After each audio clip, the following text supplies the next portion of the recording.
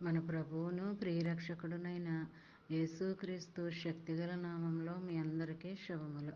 ప్రియమైన దేవుని బిడ్డలారా, మరి ఎలా ఉన్నారు? గతించిన దినమంతా కూడా ఆయన రెక్కల నీడలో మనందరినీ కాపాడి నడిపించి ఆయుష్నిచ్చి ఆరోగ్యాన్నిచ్చి ఎండా వేడి నుంచి తప్పించి మరొక నూతనమైన దినములో మనల్ని ప్రవేశపెట్టిన విధానాన్ని బట్టి మరొకసారి ఆయనకి వందనాలు చెల్లించుకుంటున్నామండి. ఈ దినము ఆరోగ్యకరమైన వాగ్దానము దేవుడు మనకి ఇస్తున్నాడండి. కీర్తనల గ్రంథము 120వ అధ్యాయము 1-2 వచనములు. నా శ్రమలో నేను యెహోవాకు మొరపెట్టి తిని ఆయన నాకు ఉత్తరం ఇచ్చెను. యెహోవా అబద్ధమాడు పెదవుల నుండి మోసకరమైన నాలుక నుండి నా ప్రాణమును విడిపించును.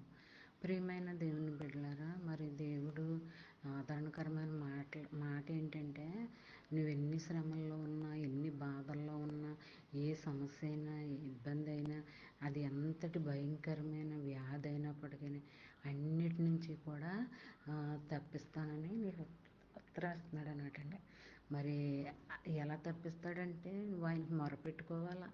మొరపెట్టు దినమనే మరి ఆయన నీకు మరి అన్నిటి నుంచి శ్రమ దినమని నేను తప్పిస్తానని మాటిస్తున్నాడు కదా. మరి అలాంటి స్థితి నువ్వు కలిగి ఉండాలని ప్రార్థన చేయాలని దేవుడు కోరుకుంటున్నాడండి. దేవుని వాంఛ ఏంటంటే ప్రార్థనలో గడపాలి, ప్రార్థన ద్వారా బ్రతకాలి, ప్రార్థనలో జీవించాలి, ప్రార్థనలో ఏకమైపోవాలన్నమాట అండి. ఇది ఆయన వాంఛ. కాబట్టి ఆయన కోరికను మనం తీర్చాలండి.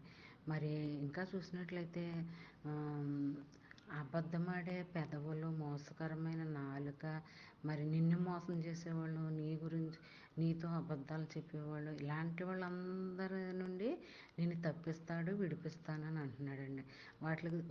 వారికి దూరంగా ఉండమంటున్నాడు, హెచ్చరిస్తున్నాడు అనమాట అండి.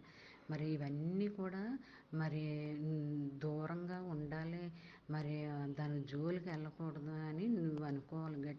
ఒక తీర్మానం తీసుకోవాలన్నమాట అండి.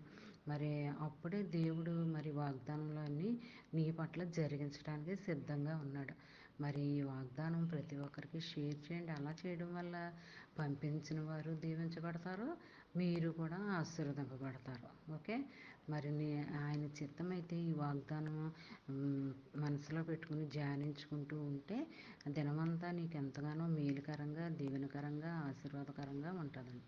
ఈ చిన్న వాగ్దానం ప్రతి ఒక్కరికి షేర్ చేస్తూ మరి దినమంతా మరి వాగ్దానాన్ని ధ్యానించుకుంటూ ఉండాలని కోరుకుంటూ గాడ్ బ్లెస్ యూ.